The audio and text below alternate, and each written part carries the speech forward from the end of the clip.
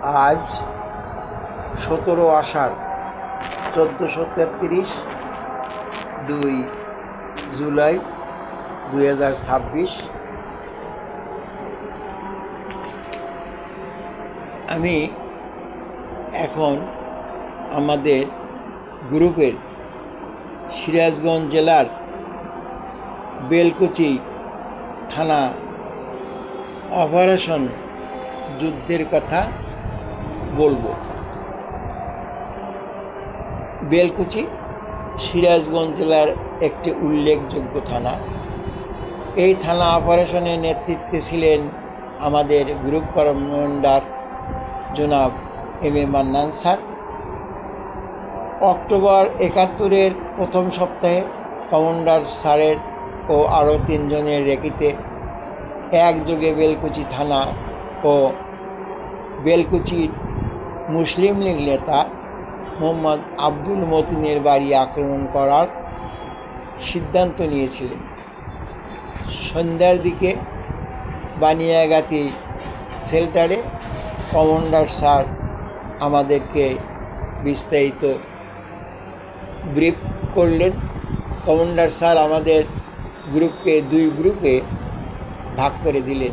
সিদ্ধান্ত ছিল কমান্ডার স্যারের নেতৃত্বে বড় গ্রুপটি থানা আক্রমণ করবে, অন্য গ্রুপটি রবীন্দ্রনাথ বাগচির নেতৃত্বে মুসলিম লীগ নেতা মোহাম্মদ আব্দুল মতিন সাহেবের বাড়ি আক্রমণ করে মতিন সাহেবকে ধরে আনবে। আমি কমান্ডার স্যারের গ্রুপে থেকে থানা আক্রমণ যুদ্ধে অংশগ্রহণ করেছিলাম। রাত 9টায় বানিয়াগাতি শেল্টার থেকে যাত্রা শুরু করলাম। থানার কাছে গিয়ে 2 গ্রুপ টার্গেটের উদ্দেশ্যে ভাগ হয়েছিলাম। রাত 12টায় একযোগে আক্রমণের সিদ্ধান্ত। পরিকল্পনা মোতাবেক আমাদের গ্রুপ ও আমির হোসেন ভুলু এর গ্রুপ সহ অন্যান্য গ্রুপ থানার পশ্চিম পাশ দিয়ে ক্রলিং করে থানার সামনে যেতেই সেন্ট্রি দেখে ফেলল। হুইসেল বাজিয়ে থানার সবাইকে জানিয়ে দিয়ে আমাদেরকে লক্ষ্য করে সেন্ট্রি গুলি করা শুরু করে দিল। তারপর আমাদের গ্রুপ কমান্ডার জনাব M A Mannan sir command করে ফায়ার ওপেন করেছিলেন। কমান্ডার স্যারের কমান্ড পেয়ে আমরা সবাই একযোগে গুলি শুরু করেছিলাম। আমাদের গ্রুপে সহযোগী ছিল এলাকার শেল্টার নেওয়া জনাব মোহাম্মদ আমির হোসেন ভুলুয়ের গ্রুপ সহ অন্যান্য আরও কয়েকটি গ্রুপ। প্রায় 1 ঘন্টা ব্যাপী যুদ্ধ হয়েছিল। যুদ্ধটি ছিল ভয়াবহ যুদ্ধ। আমার মাথায় হেলমেট ছিল, 2টি গুলি এসে আমার হেলমেটে লেগেছিল। আমার ডান পাশে অবস্থান নিয়ে ছিলেন যুদ্ধের কমান্ডার বিজয়। আর না হয় মৃত্যু ছাড়া কোনো পথ ছিল না।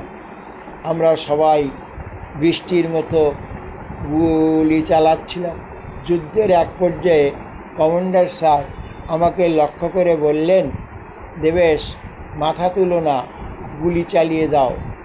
আমাদের গুলির কাছে হেরে গিয়ে থানার পুলিশ ও রাজাকারেরা থানার পিছন দিক দিয়ে পালিয়ে সোহাগপুর নদীতে থাকা একটি লঞ্চে আমাদের রেঞ্জের বাইরে যমুনা নদীর মাঝখানে চলে গিয়েছিল।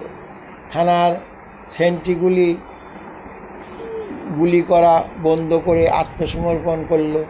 তারপর আমরা সবাই থানার ভিতরে ঢুকে পড়েছিলাম। থানার মালখানা থেকে সকল অস্ত্র গোলাবারুদ নিয়ে এসেছিলাম।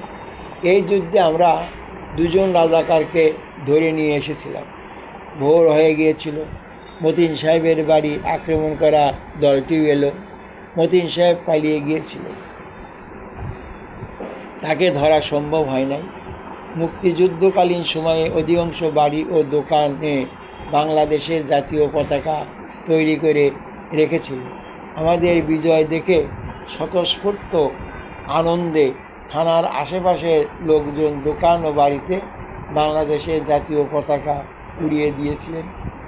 আমরা বিজয়ী হয়ে কিছু সময় বিজয় উল্লাস করে শেল্টারে চলে এসেছিলাম। ধরে আনা রাজাকার দুজনকে প্রথমত চোখ বেঁধে আমাদের শেল্টারের রুমের পাশের রুমে রাখা হয়েছিল। আমি আমার কমান্ডার স্যারের অনুমতি নিয়ে ব্যক্তিগতভাবে রাজাকার দুইজনের কাছে রাজাকার হওয়ার প্রেক্ষাপট অন্যান্য জিজ্ঞাসাবাদ করলাম। রাজাকার দুইজন ছিল সাধারণ মানুষ। তাদের কাছ থেকে জানা গিয়েছিল তারা কাউকে অত্যাচার করে নাই, তারা একটি চাকরি ভেবে রাজাকারে যোগ দিয়েছিল। রাজাকার দুজনকে দেখে সহজ সরল ও ভালো মানুষ মনে হলো। আমি তাদের চোখ বাঁধা খুলে দিলাম। আমাদের সামনে সমান তালে তাদের খাওয়া দাওয়ার ব্যবস্থা করা হলো। রাতে শেল্টার পরিবর্তনের সময়ে কমান্ডার স্যারকে বললাম, স্যার, রাজাকার দুজন ভালো মানুষ, তারা কারো ক্ষতি করে নাই, তাদের বাড়িতে স্ত্রী পুত্রাদি আছে, তারা গরিব মানুষ, দয়া করে এদেরকে ছেড়ে দিন। আমাদের কমান্ডার স্যার ছিলেন খুব ভালো মানুষ।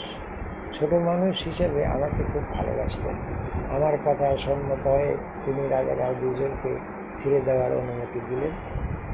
রাতে শেল্টার পরিবর্তনের সময় আমি ও দৌলতপুরের মোহাম্মদ শামসুল্লাহ রাজাকার দুজনকে ছেড়ে দিয়ে কিছু দূর এগিয়ে দিয়ে এসেছিলাম। পরদিন সিরাজগঞ্জ থেকে শতাধিক পাকিস্তানি হানাদার বাহিনী এসে বেলকুচি থানার আশেপাশে আগুন দিয়েছিল এবং মানুষদের নির্যাতন করেছিল। ওই রাতের জন্য কমান্ডার স্যার আমাদের পাসওয়ার্ড দিয়েছিলেন শাপলা ও গোলাপ।